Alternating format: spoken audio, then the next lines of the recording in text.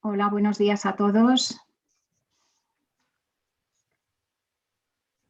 Vamos a dejar unos pequeños minutos para que la gente vaya entrando.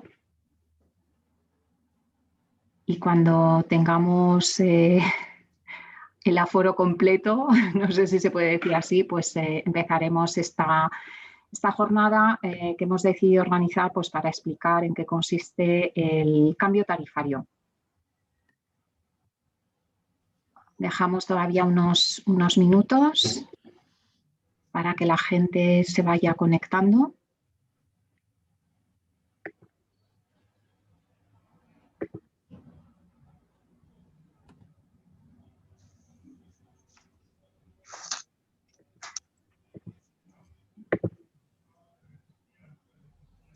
Vale, pues yo creo que ya más o menos se ha estabilizado, así que lo que propongo es que empecemos. Buenos días a todos, bienvenidos a este webinario sobre el cambio tarifario. Quería agradecer primero a Manuel Hurtado, que es el vicepresidente de la Comisión Energía-Clima, darle la bienvenida porque lleva unos meses ocupando este puesto, y también agradecerle por habernos ayudado a organizar esta jornada. ¿Vale? Como sabéis, también agradecer a todos los participantes, agradecer a los ponentes que presentaremos a continuación. Como sabéis, a principios de junio se introdujo pues, una serie de cambios importantes en la tarificación de la energía, tanto por la parte variable del consumo energético como por la parte fija de accesos y peajes. Es una reforma que llevaba ya varios años, digamos, preparándose. El objetivo de esta reforma, bueno, pues es introducir una señal de precios que refleje, digamos, el coste real de la producción de la energía con el fin de incentivar pues, la eficiencia energética, el autoconsumo y otros usos de la electricidad. Es una reforma, como sabéis, se ha hablado muchísimo, se ha focalizado a lo mejor un poquito demasiado el debate en cuándo había que poner las lavadoras y nos parecía importante compartir pues, con los miembros de la Comisión Energética entender cuáles son los objetivos, por qué se ha llevado a cabo esta reforma, en qué consiste y también cuál es el impacto de esta reforma en los clientes industriales. Además, esta reforma pues, llega en un momento en el que los precios de la energía están por las nubes.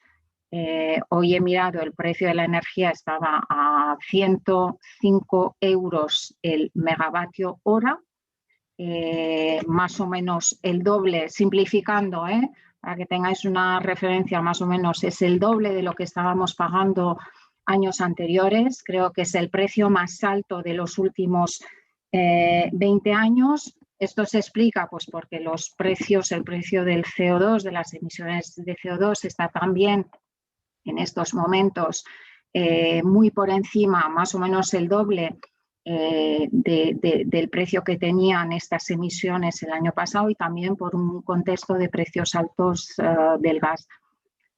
Por ello, pues el Gobierno ha tomado una serie de medidas para mitigar estos precios tan altos, esta reforma.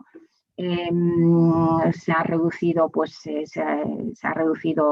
el IVA, se ha suspendido el impuesto sobre el valor de la producción de energía eléctrica del 7%, bueno, una serie de medidas pues, para mitigar estos efectos.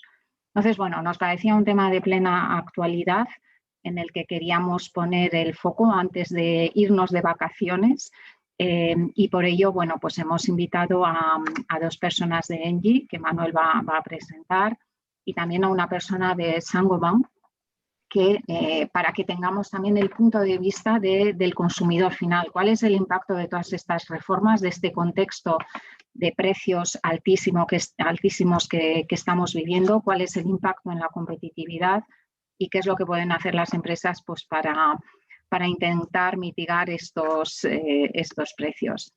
Así que, Manuel, si quieres añadir algún comentario, algún apunte más.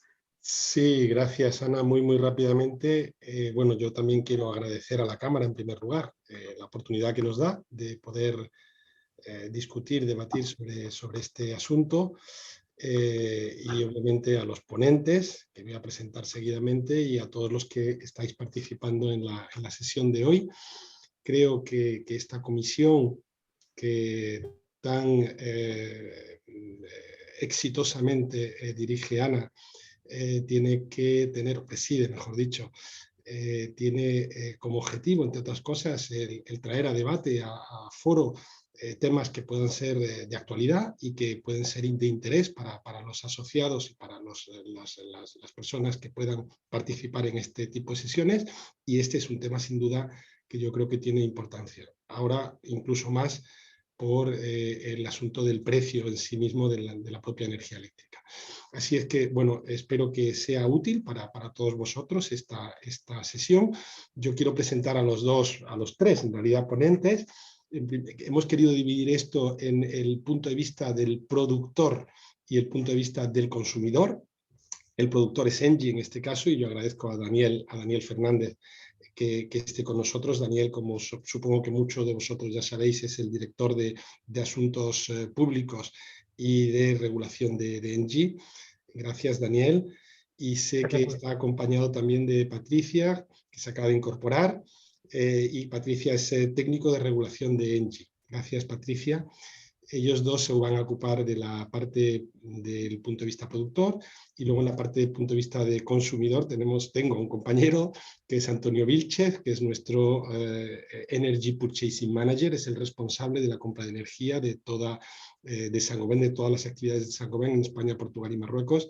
Es una persona especialista en el tema de energía y que sufre como consumidor estos avatares que estamos teniendo en el tema del precio.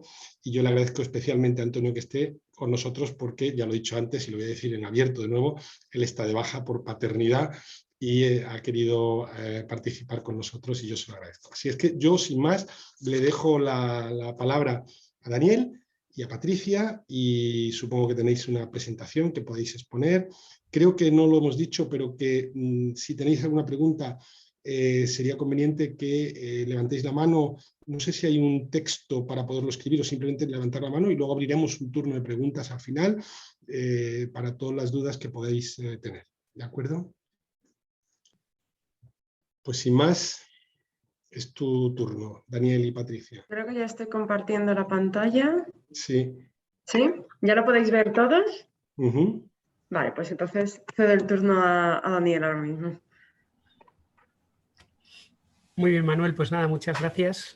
Muchas gracias, Ana, muchas gracias a la Cámara por darnos por la oportunidad de poder contar cosas y hacer entre todos más comisión de energía, más sector y más mercado, ¿no?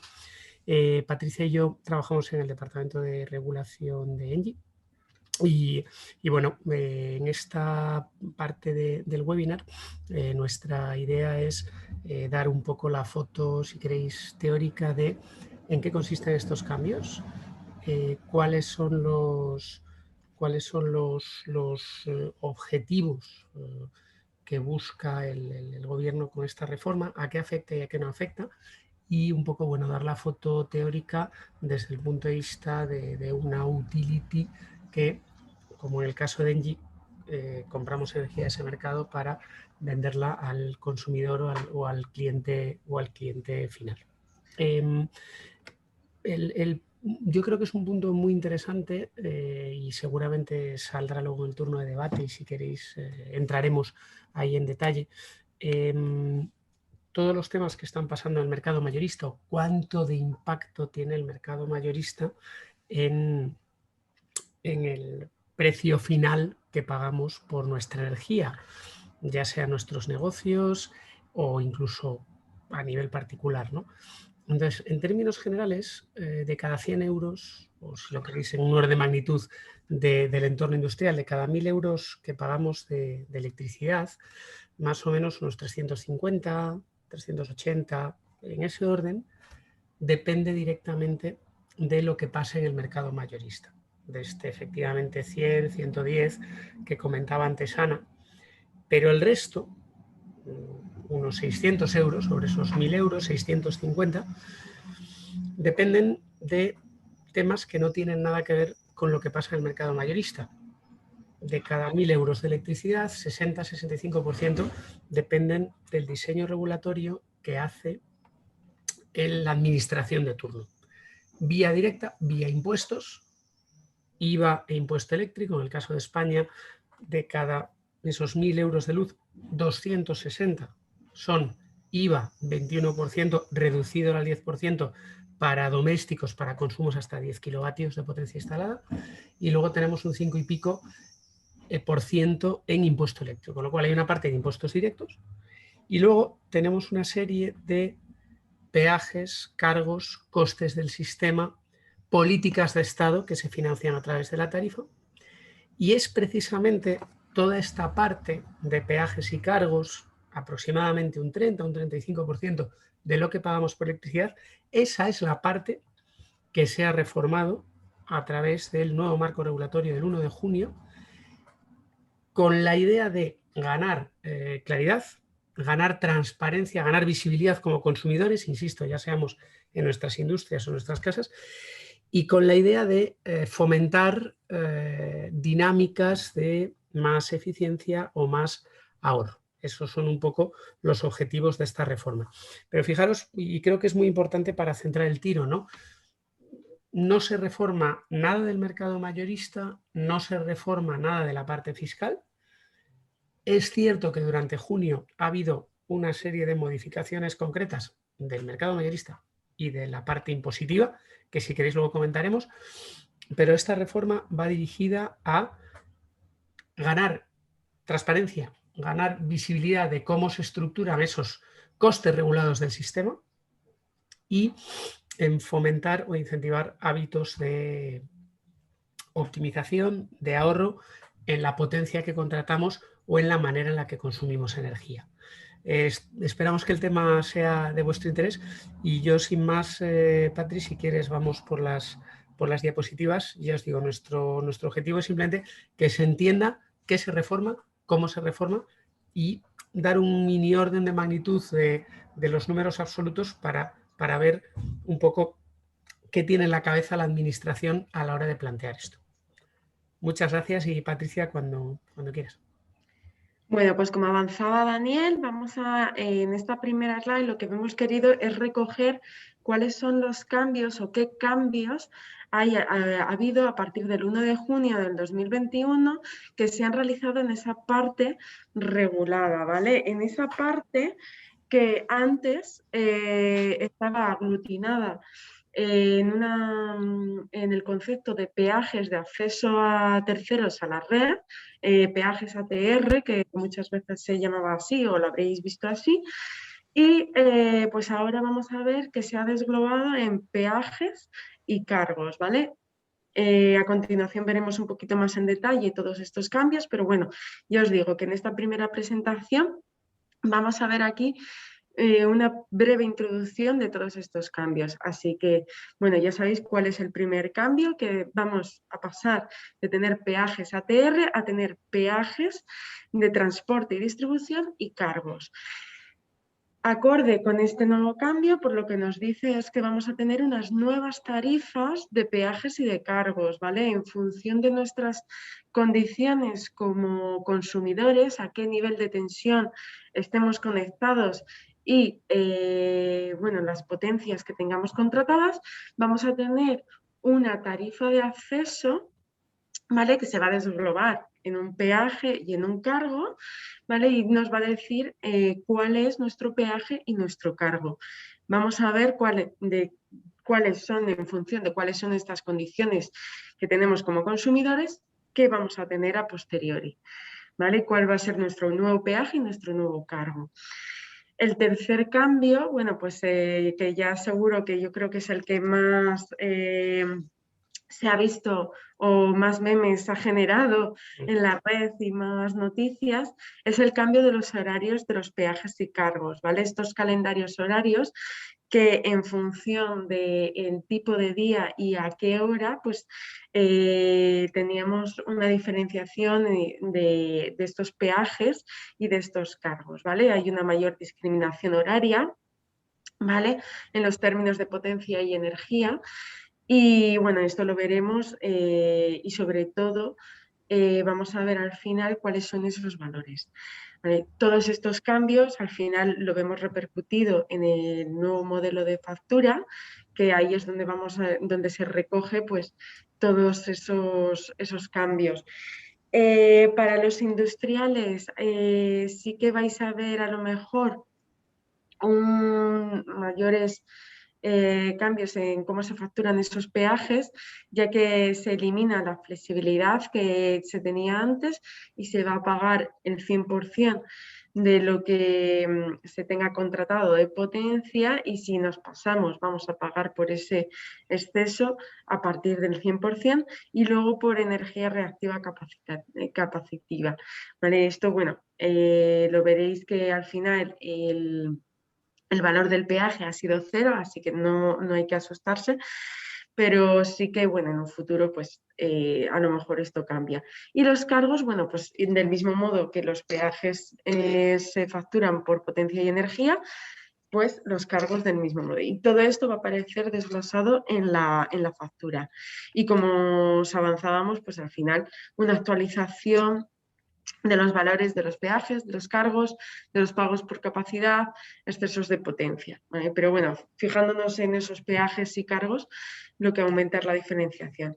Y sin más ya, después de este breve resumen y en breve introducción, vamos a ir a ver más los detalles de estos cambios, ¿vale? El primer cambio, que es la raíz de todo lo que ha sucedido, es, como os avanzábamos, que teníamos antes del 31 de mayo en nuestras facturas veíamos un peaje de acceso a terceros a la red, que son costes regulados, ¿vale? Y a través de los cuales el gobierno lo que hacía era recaudar la retribución pues a los transportistas y distribuidores, ¿vale? Que es para el mantenimiento de esas redes, para que podamos nos llega a nosotros la electricidad, la retribución específica a las renovables, el extracoste de la generación en las islas y, bueno, diferentes déficits de años anteriores que se pasan a los siguientes años posteriores y se tienen que recuperar. Entonces, a partir del 1 de junio, estos peajes de acceso que aglutinaban todos estos conceptos se han separado. Y entonces tenemos, por un lado, los peajes de transporte y distribución, ¿vale? Que solamente recuperan el dinero para ese mantenimiento de la actividad de transporte y distribución, para ese mantenimiento de los cables que hacen que nos llegue la electricidad y que es responsabilidad de la CNMC. ¿Vale? Ha pasado de ser responsabilidad del gobierno a la CNMC, que es el órgano regulador de nuestro país.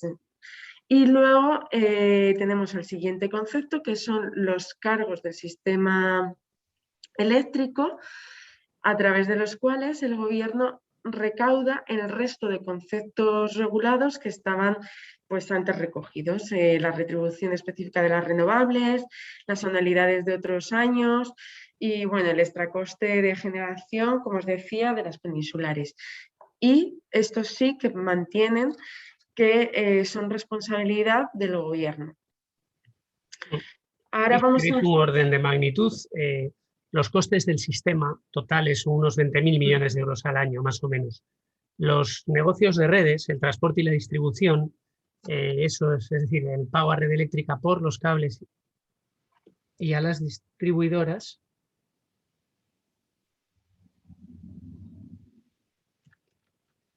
la red eléctrica y a las distribuidoras, perdonad,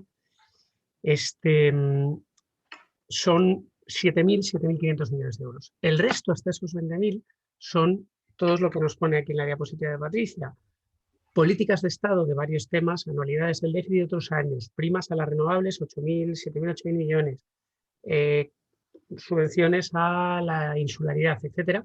Fijaros que son políticas de Estado, cargos del sistema, que se retribuyen a través de la factura eléctrica. Muy bien. Bueno, pues ahora vamos a ver en la siguiente diapositiva, ¿vale?, cuáles eran esas nuevas tarifas de acceso después de ver que ha cambiado esos peajes. Entonces, en la primera parte vemos que lo que teníamos hasta el 31 de mayo, todas esas tarifas, que había bastantes, van a pasar a ser simplemente 6 tarifas de peajes de acceso y luego con el correspondiente segmento tarifario de cargos, ¿vale? Entonces, como os comentaba, en función de nuestras condiciones como consumidores, en primer lugar, en función de en qué nivel de tensión estemos conectados, ¿vale?, y en función de la potencia contratada, vamos a estar con un peaje de acceso u otro. A ver, en primer lugar, vamos a empezar por los pequeñitos, por los domésticos. ¿Cuáles son las diferencias? Bueno, pues todas las tarifas domésticas van a ser todas las que estén, todos los consumidores que estén conectados en baja tensión y tengan una potencia contratada inferior o igual a 15 kilovatios.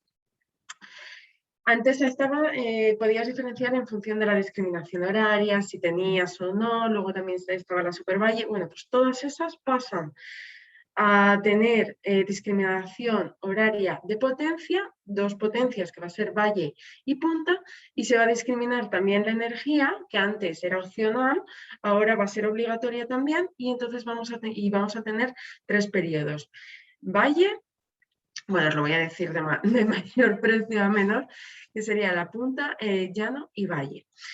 Las 3.0, que ya estamos hablando de un consumo superior o, bueno, industrias más pequeñitas, las 3A pasan a ser las 3.0 TD porque tienen una potencia contratada en alguno de los periodos de 6 kilovatios, superior a que 6 kilovatios, y también la diferencia es que antes tenían una discriminación horaria de 3 periodos, tanto en potencia como energía, y pasan a tener 6, se dobla esta discriminación.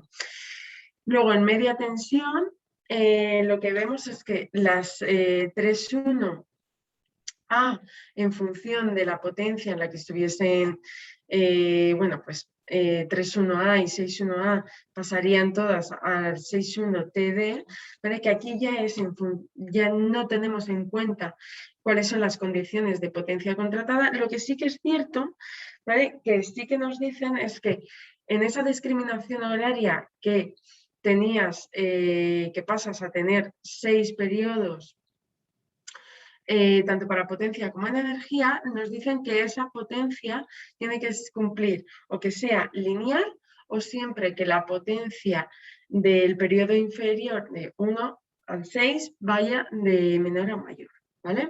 Entonces, bueno, pues estas condiciones van a ser las mismas para todas aquellas tarifas de acceso de alta tensión que son los industriales.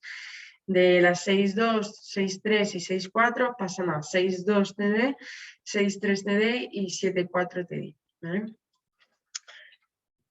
¿Cuáles son? Como decíamos también, tenemos el segmento tarifario de cargos, que ahí lo que nos está diciendo es cuál va a ser, por lo mismo, en función de nuestras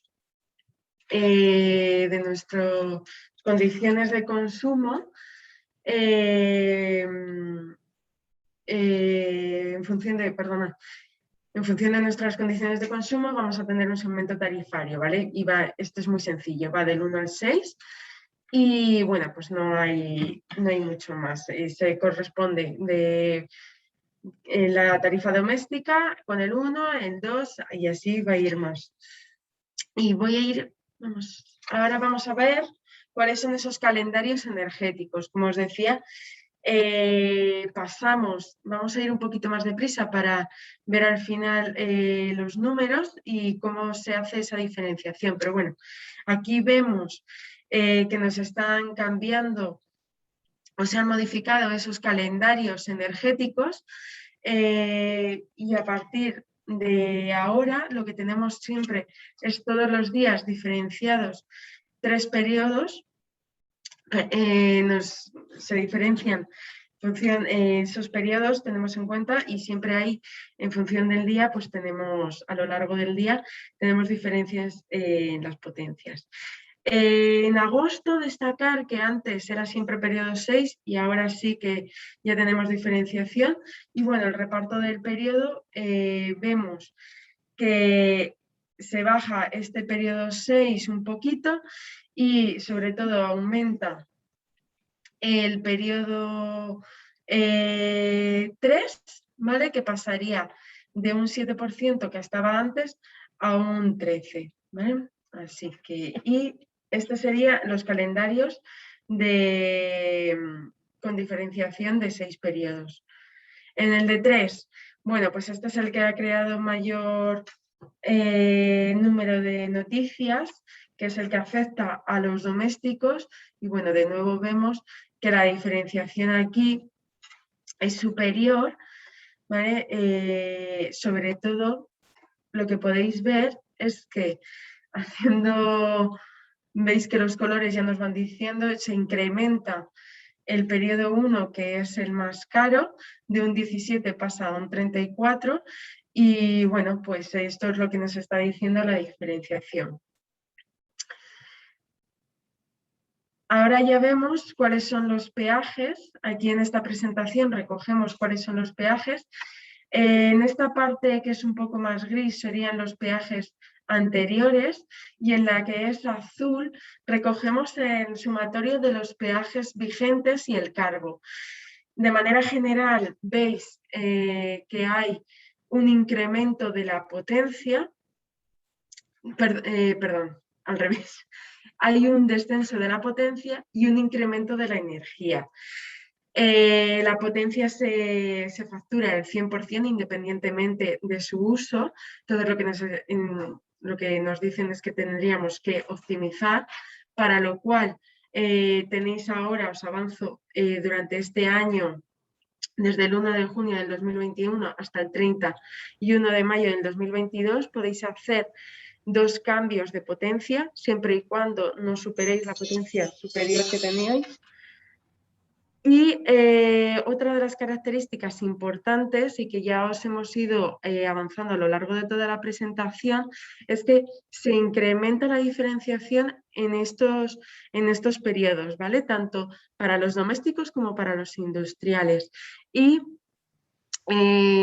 lo que se quiere es trasladar esos consumos en potencias, en periodos de consumo superior a momentos de periodos de consumo inferior, de manera que las inversiones en el sistema pues sean optimizadas, y entonces no incrementar los costes regulados, que posteriormente pues, nos incrementan a nosotros la factura. Y esto sería ya la parte nuestra. No sé si Daniel quiere...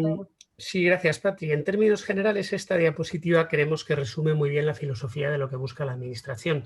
Lo que veis es que el término de potencia baja. En todos los casos veis que las celdas azules están más bajitas que las grises, con lo cual ahí en términos generales hay la Administración dice, oye, ajusta todo lo que pueda la potencia, y la potencia contratada, que es decir, el máximo de energía que vamos a pasar por las redes en algún momento determinado. Estos son, como decía Patricia, un pago fijo anual. En el caso de los domésticos en las casas es muy visual, el mínimo es 3.300 3,3 kilovatios. ¿No? Pues, si ajustamos eso, tendríamos un ahorro, como veis aquí, y luego de cara a los periodos tarifarios aparece una diferenciación en función de horas del día, días de la semana, etcétera, donde también veis que se penaliza ese consumo en puntas, porque es cuando está más sobrecargado el sistema.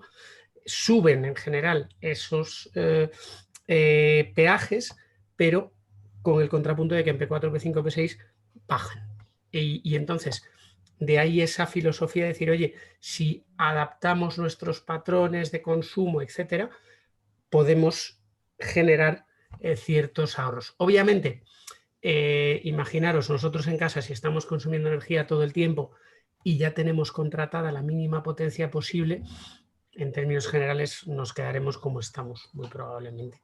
Entonces, claro, en función de la capacidad de modificar o la potencia contratada o nuestros perfiles de consumo, aparecerán esos ahorros o no. Y luego, bueno, estos, pues bueno, los casos particulares pues pueden ser bastante dispares tanto a favor como en contra. Y de estos temas del caso concreto de qué significa, seguro que Manuel, Antonio, nos podéis contar casos concretos de detalle. Muchas gracias y a vuestra disposición.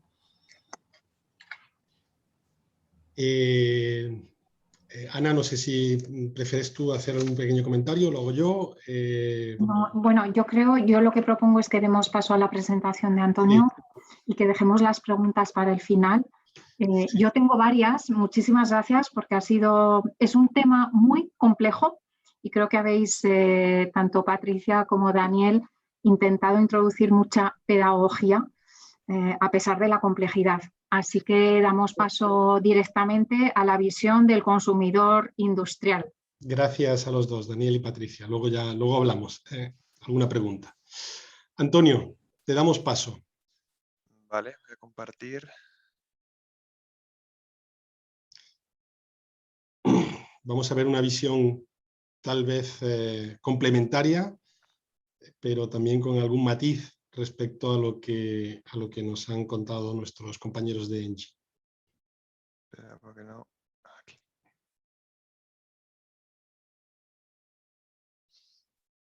Ahí está. Vale. Bueno, lo primero agradeceros también la invitación para dar el punto de vista del consumidor final. La teoría está muy bien y lo que han comentado Daniel y Patricia es un poco lo que se esconde, ¿no?, en el trasfondo de este cambio regulatorio.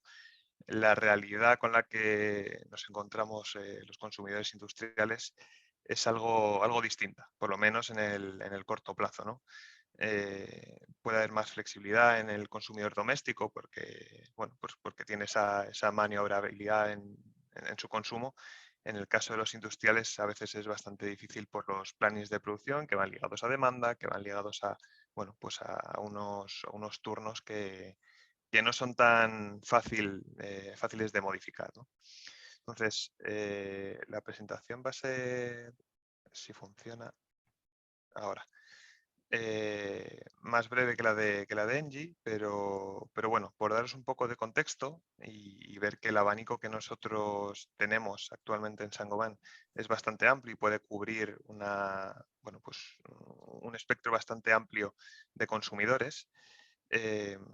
Nosotros estamos divididos en dos áreas, ¿no? Negocios globales y negocios regionales. Y cada de ellos son bastante dispares, ¿no? O sea, tenemos pues de negocios desde la fabricación de vidrio plano, fabricación de vidrio para automóvil, productos abrasivos, productos para vidrio para fachadas, aislamientos de fibra de vidrio, extracción y producción de yeso y placa de yeso.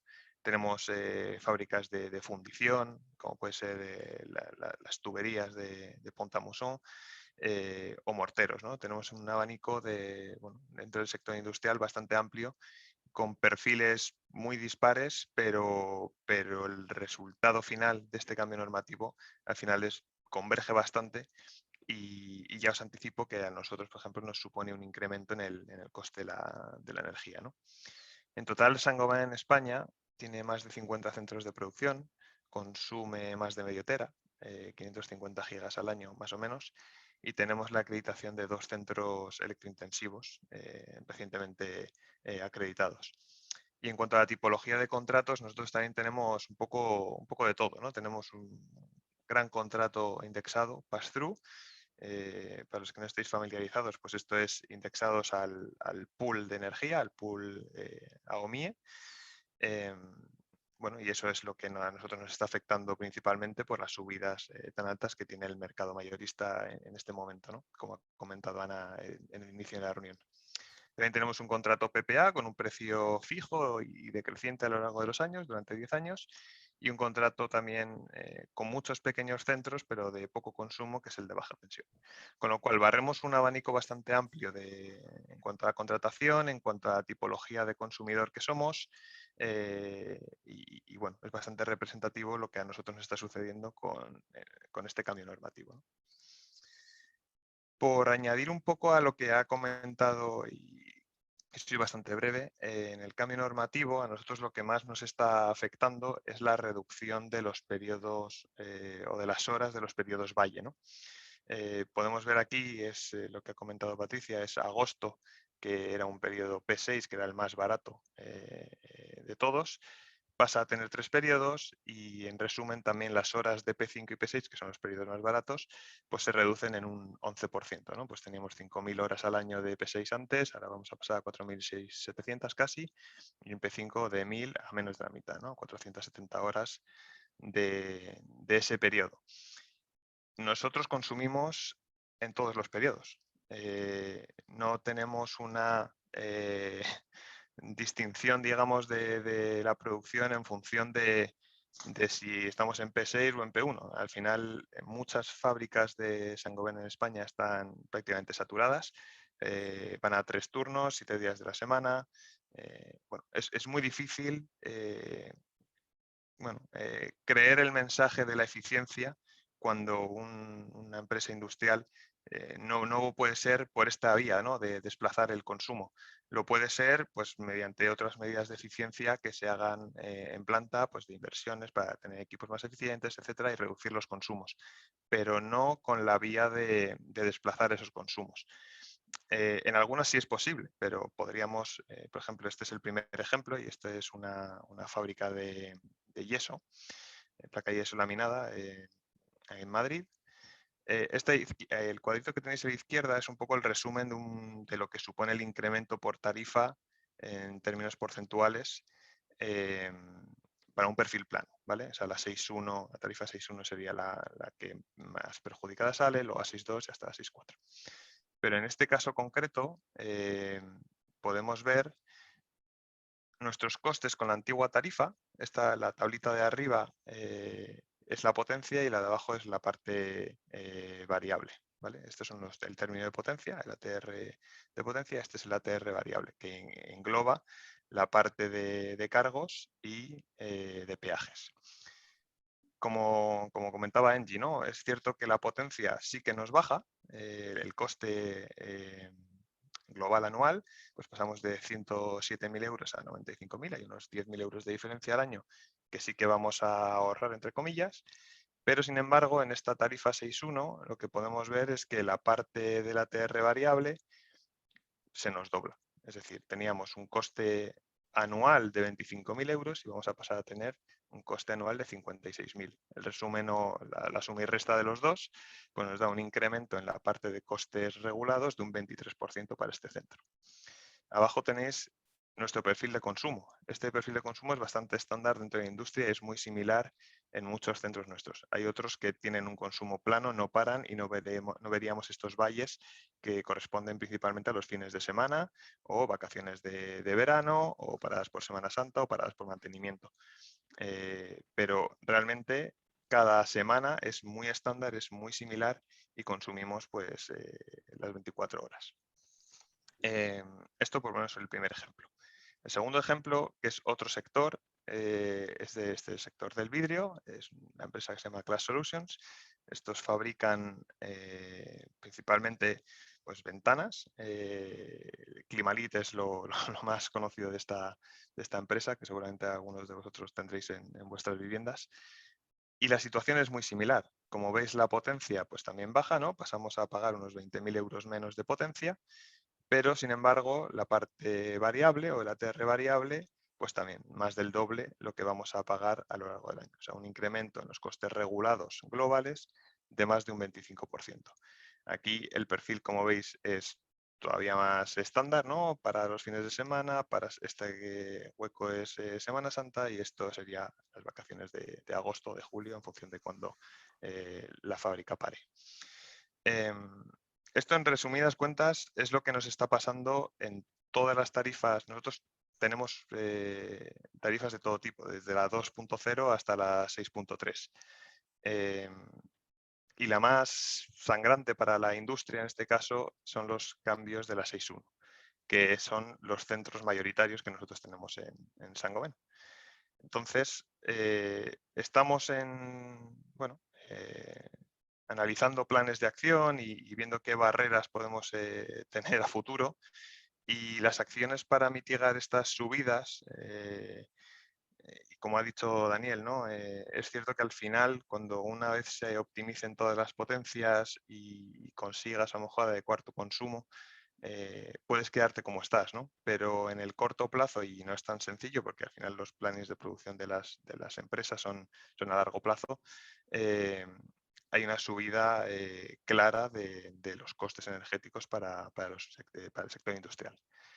Nuestras acciones, ¿qué son? Pues como ha dicho Daniel, serían las optimizaciones de potencia. Nosotros tenemos un ejercicio ahora de reducir las potencias o de optimizarlas que podrían llegar a reducir hasta el 75% de ese incremento que tenemos actualmente.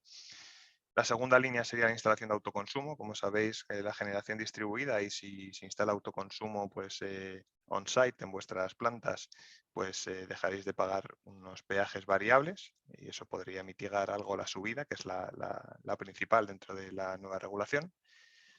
La redistribución del planning de producción, que ya hemos comentado, donde sea posible, no lo es en muchos casos. Y por último, la solicitud de acreditación de electrointensivos. Esto que se flexibilizó en diciembre del año pasado, hubo un nuevo decreto por el que se estipulaban los nuevos criterios para ser considerado consumidor electrointensivo. Se han flexibilizado en cuanto a consumo global, pero uno de los criterios, por ejemplo, es tener el 50% de tu consumo en periodos valle, y las horas del periodo valle se han disminuido en un 6% aproximadamente, con lo cual, bueno, parece que lo habían flexibilizado, y la realidad es que te encuentras con empresas que realmente lo son en uso intensivo de la electricidad, pero al final no pueden ser elegibles porque no tienen ese consumo en periodos valle. Y en el lado contrario tenemos las barreras de estas acciones, ¿no? Al final estamos limitados en España a realizar una modificación cada 12 meses de potencia. Si tuviéramos una mayor flexibilidad, pues es cierto que podríamos ir adecuándonos. Lo que pasa es que el sistema igual sí que se distorsionaría, y eso, bueno, sería un cambio regulatorio más profundo que de momento no está sobre la mesa. En cuanto al autoconsumo, bueno, tenemos la limitación de espacio o la limitación técnica de las cubiertas o bueno, cualquier otro tipo de limitación en cuanto a la instalación de esa potencia instalada, ¿no?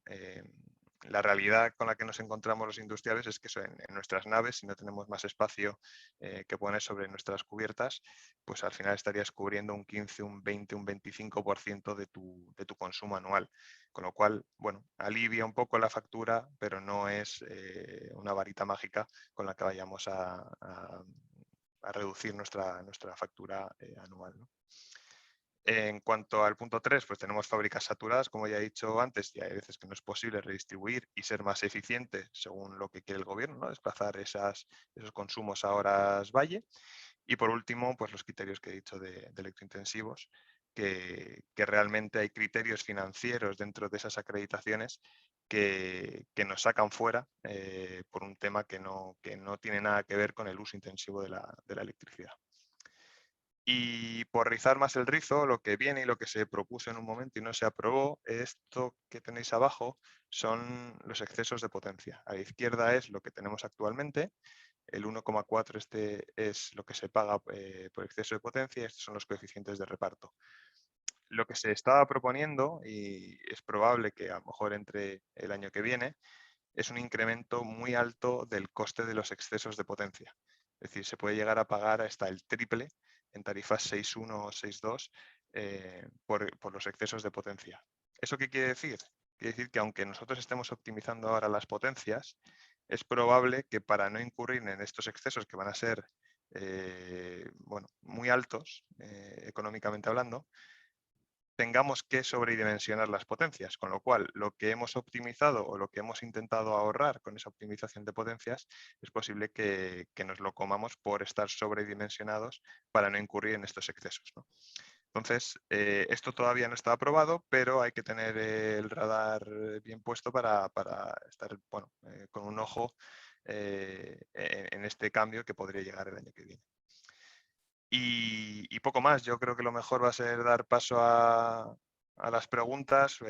Seguramente haya muchas preguntas de consumidores con unos perfiles muy parecidos al nuestro y bueno, en lo que os podamos ayudar, pues aquí estamos. Pues si me permitís, simplemente como corolario de lo que ha dicho Antonio, es verdad que efectivamente este cambio normativo viene con un objetivo de aumentar la eficiencia de nuestras redes eléctricas y con un objetivo de distribuir mejor los consumos, pero lamentablemente para determinados consumidores, sobre todo consumidores industriales, tal como ha mostrado Antonio, esto no es fácil, no es posible, y las vías que tenemos de salida, las posibilidades que tenemos para poder disminuir este sobrecoste que nos viene por los cambios tarifarios, pues son difíciles, no son fáciles porque no existen realmente grandes cosas que se puedan hacer. Entonces obviamente este es el punto de vista más industrial, los puntos de vista más domésticos efectivamente se pueden tal vez amoldar un poco más y estos deberían de ayudar mucho a la eficiencia de la red, pero para los industriales no ha sido de ninguna manera un cambio tarifario positivo. Así es que yo agradezco a Antonio y como no a Patricia y a Daniel las intervenciones. Todavía tenemos tiempo para preguntas y yo abriría el turno. No sé si Ana, tú habías dicho para abrir el turno que tenías alguna pregunta o si prefieres que se la dejemos a alguno de los participantes. Yo propongo que sean los participantes los que o levanten la mano o nos trasladen sus preguntas por el chat. Y en caso de que no hubiera preguntas, pues sí, a mí me han surgido preguntas, comentarios. Muchísimas gracias, Antonio, porque me ha parecido muy clara la explicación que has dado y también cómo habéis medido el impacto. A mí lo que me impacta, valga la redundancia, es que el aumento en los costes representa un 23 o un 25%. O sea, los costes, digamos, regulados, ¿eh? O sea, sería, regulados. Claro, el 40% de ese 25%. Claro, el 40% de ese 25%, pero como decíamos al principio, no era el objeto de esta sesión, pero estamos también en un contexto de precios que se han multiplicado por 2. Es decir, que si añades el 40% de un 25% sobre el 40% y un 100% del, no sé, un 40%, otro 40%, yo creo que el impacto es verdaderamente, o sea, estamos hablando de un impacto directo en la competitividad de la industria. O sea, que... Sí, sin duda.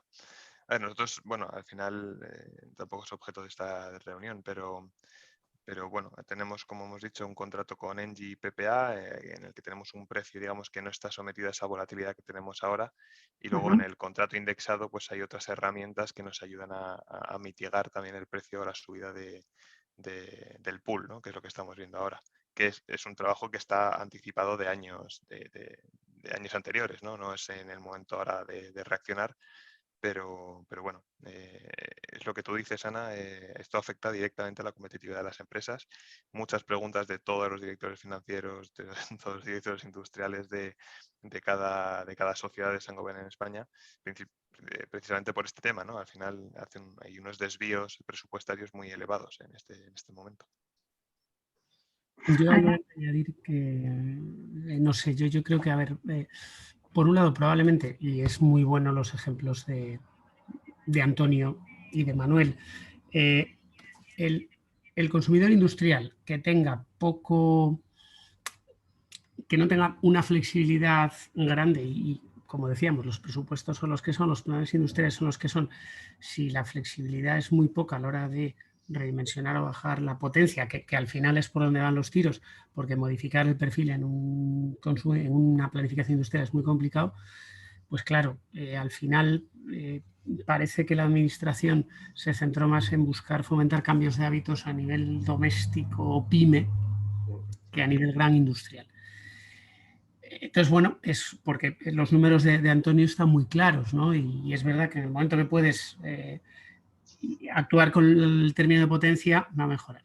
¿Qué pasa? Que es que esto encima se ha juntado con el subidón del mercado mayorista y probablemente con una evolución global que empieza a ser post-COVID o post la parte más dramática del COVID de recuperación de mercados globales, suben costes de materias primas, suben costes de logística, o sea, probablemente si eres la ministra de Energía y dices, joder, monto un circo y me crecen 20 enanos porque todo sale al revés, ¿no? En todos los términos, ¿no? Entonces, bueno, yo hombre, creo que en ese sentido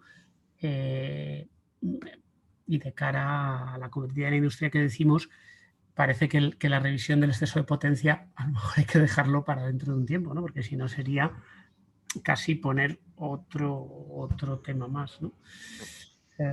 Entonces... lo del ajuste de potencia, efectivamente, esa es una vía que también es muy limitada y que ya, obviamente, mucha industria ya lo había hecho previamente. Normalmente las potencias las tienen más o menos ajustadas a lo que necesitas, ¿no? Otra cosa es que vayas necesitando a lo largo del tiempo un poco más o un poco menos.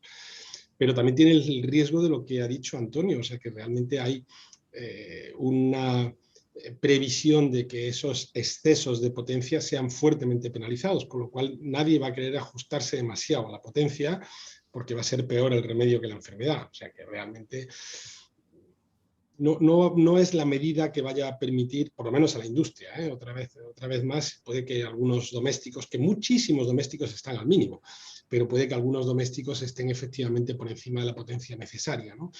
Pero a la industria esto no le va a resolver gran cosa. Yo creo. Esta reforma se ha presentado por parte del Gobierno, como muchas de las reformas, como una forma de alinearse con lo que está pidiendo Europa, ¿vale? Vosotros que tenéis presencia en otros países, y en concreto en Francia, ¿podéis hacer una comparación? O sea, ¿estamos realmente alineados? ¿Estamos en una posición mejor, peor? ¿Cuáles son las diferencias con otros, digamos, otros marcos regulatorios tarifarios, como puede ser el francés? ¿Tenéis alguna comparación? A ver, yo ahí, Ana, por la parte del productor, al final estamos muy condicionados, al final siempre te condicionan dos factores, ¿no? Uno es el propio mix en origen, el propio mix de generación en origen y en ese sentido Francia tiene una ventaja competitiva, como muchos sabéis y muchos de los asistentes seguros, por un parque nuclear que históricamente le da acceso al país a unos costes energéticos más bajos, estructurales, ¿no? Entonces, en ese sentido, yo diría que hay una inercia en Francia a tener precios más competitivos por dos motivos. Uno, estructural, del propio mix de generación, y luego hay otro que yo diría, y con cierta francofilia por el gorro de Engie, pero también desde un punto de vista de política industrial de Estado. Y de eso hasta te diría, Ana, que sabes tú a lo mejor un poquito más que nosotros, ¿no? Pero yo creo que sí que hay una vocación de mayor diálogo con la industria y mayor protección a la industria, ¿no? En ese sentido, desde hace años, y aquí, Antonio, bajo tu supervisión, está la tarifa AREN, que es una especie de, en fin, accesos a, muy entre comillas, contratos bilaterales o tarifas que homologan esa rentabilidad razonable de la industria nuclear a un coste asumible para la propia industria, de manera que yo veo con envidia que muchas veces tanto productores como industriales parece que de cara en España parece que somos los malditos muchas veces, ¿no? Estos días se habla del oligopolio o de la gran multinacional. El otro día una ex vicepresidenta del gobierno en un encuentro del Economista hace 15 días decía que ya va siendo hora que las industrias tengan un interés de Estado y unos intereses particulares. Eso me parece que no es muy aceptable de cara a un sector como el nuestro, que te genera el 5% del PIB, que genera 500.000 empleos de calidad, etcétera, ¿no? Entonces la reflexión inmediata es que estructural, por concepto de política de Estado y por diseño del mix de generación, Francia tiende a ser más eficiente de cara a estos temas. No sé, Antonio, si lo veis parecido en vuestras fábricas. Sí, yo, vamos, totalmente de acuerdo contigo, Daniel. Francia tiene esa ventaja competitiva con el parque nuclear que tiene y del cual España también se beneficia en muchos momentos.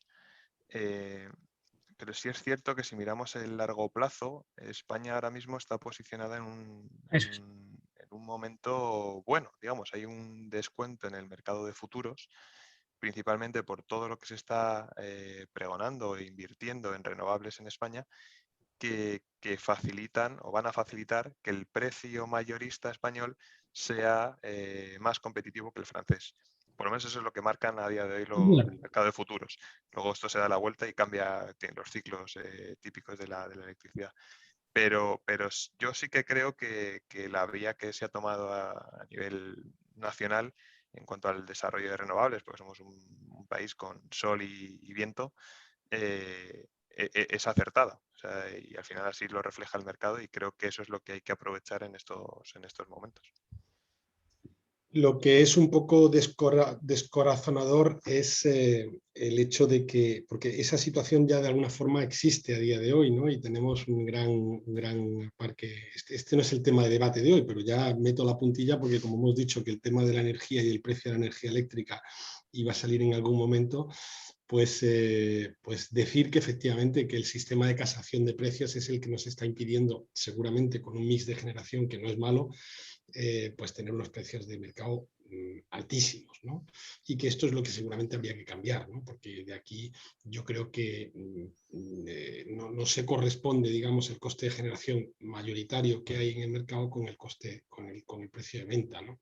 Y es un problema del sistema este de casación de precios. Pero bueno, esto no era el objetivo de la reunión, pero como somos muy llorones los industriales y no dejamos de, pues ahí he metido la cuña. A mí me gustaría comentar una cosa, y es que yo creo que el cambio que se hace, bueno, viene porque la normativa europea te dice que tiene que ser responsabilidad del regulador esa retribución al transportista y al distribuidor, ¿no? Y bueno, pues aprovechando este cambio han dicho, bueno, pues hay que ver cómo se puede trasladar, optimizar esa curva de consumo y al final quien hace que la típica curva de consumo caiga durante las noches son los servicios y el cliente, el doméstico. Entonces, estos cambios creo que han favorecido o se ha buscado ese traslado de ese consumo del consumidor doméstico y al final sí que es cierto que, como decís, bueno, no es que lloréis, sino que presentáis datos que os habéis visto afectados negativamente. Entonces, bueno, no puedo deciros nada más. Simplemente yo lo veo de esa manera. Por añadir, sí que comparto totalmente la visión de Antonio y es verdad que ya no siquiera 10 años, a 5 años es que empiecen a cambiar esas tornas, ¿no? En ese sentido, la apuesta por PPAs tiene sentido si entendemos que el PPA es, y esto no es por querer dejar sin trabajo a Antonio, pero claro, la apuesta del PPA es cierro un contrato y a 10 años, por decirlo así, me voy a la playa, me quedo tranquilo con mi precio de la luz de, me lo invento, 42 euros o 44 euros, pero claro, el que firmó un PPA en 2019 a 44, este año estará muy feliz porque la visión es que el mercado cierre en 70 y el año anterior a lo mejor le dolía un poco porque el mercado cerró a 34, ¿no? Entonces, claro, el concepto del PPA es un seguro de precio. Entonces, la efectividad de esos contratos PPAs hay que valorarla en el horizonte del contrato, ¿no? Yo siempre digo que por muy coberturistas que seamos, todos llevamos dentro un especulador o todos queremos minimizar, ganar siempre, si queréis, va en el género humano, ¿no? Entonces, ¿qué estrategias tiene la industria? Lo que está haciendo seguramente muy bien Saint-Gobain, que es diversificar entre PPAs indexados, precios fijos. Y luego, bueno, volvemos a lo que comentaba casi al empezar, ¿no? Que todas estas dinámicas del mercado mayorista me explican un tercio de mi factura, un 40% como mucho. O sea, que Antonio y Manuel lo pueden hacer de maravilla buscando unos PPAs estupendos con EDF o con Engie o con quien sea, pero si luego la administración de turno nos incrementa, fijaros, un 20% de lo que pagamos de electricidad con políticas de Estado. ¿Tendrían que estar ahí o tendrían que estar en presupuestos generales del Estado? Ortodoxamente no tendría, el consumidor eléctrico no tendría por qué pagar la expansión de renovables o la transición del marco legal instable de los 80 y los 90 tal, y lo estamos pagando solo los consumidores eléctricos. ¿Qué pasa? Que es un arma política muy interesante, al final, partidas que ortodoxamente serían de Estado, que se paguen vía la tarifa y bueno, hay o sea, yo cuando nos decimos, estando de acuerdo contigo, Manuel, que el diseño del mercado es mejorable, si bien eso nos abre un debate europeo, como decía la ministra, por la manera de fijar precios, la administración tiene más margen de maniobra. ¿Qué pasa? Que hay que casi, en fin, pierdes dinero de un bolsillo si no recaudas por aquí, cómo ajustas los presupuestos generales del Estado en un contexto de deuda subiendo, etcétera, ¿no? Y probablemente si se contara más con nosotros, con la Cámara, con la industria, con las utilities, a lo mejor llegábamos a soluciones mejores para todos. Yo siempre rompo una lanza porque creo que, y hemos visto de todo, de gobiernos de todos los colores, pero creemos que hay mucho apriorismo de oye, con el sector hay que hablar poco, que esto solo quieren ganar ellos. Y bueno, nos interesa que esto sea cierto para todos. O sea, nadie quiere que España sea California de los 90 y que el sector quiebre. En este sentido se han tomado medidas, el Fondo Nacional creo que del sector eléctrico, que se ha aprobado recientemente, creo que fue también en junio, lo que busca es sacar de la tarifa una serie de costes que, como bien dices, Daniel, tendrían que ser repartidos entre, digamos, no solo los consumidores eléctricos, sino todos los consumidores energéticos, y este Fondo Nacional que se va a implementar en 5 años, en el que pues también las petroleras van a tener que financiar, lo que busca es sacar de la tarifa, limpiar, entre comillas, la tarifa, la parte fija de la tarifa, de todos esos sobrecostes que son directamente consecuencia de una serie de políticas energéticas que se han decidido a nivel de gobierno.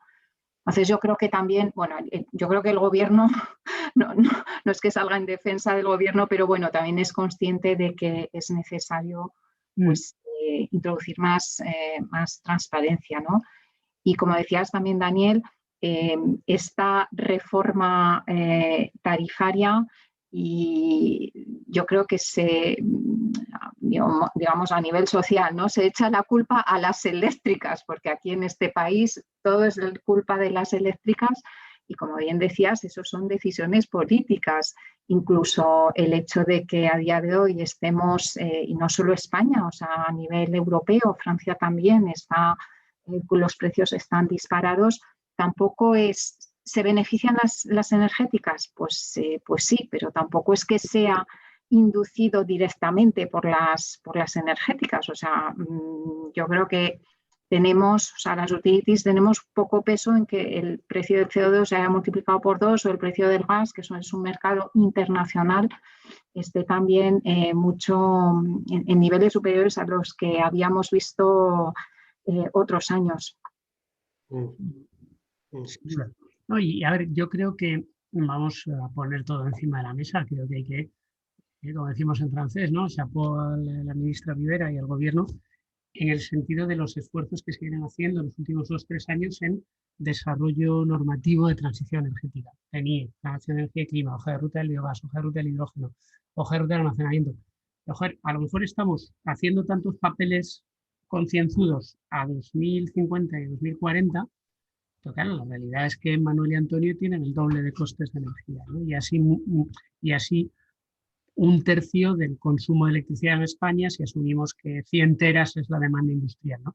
Entonces, yo creo que el trabajo es ingente de cara a trazar el camino de largo plazo y tiene mucho mérito y hay que aplaudirlo.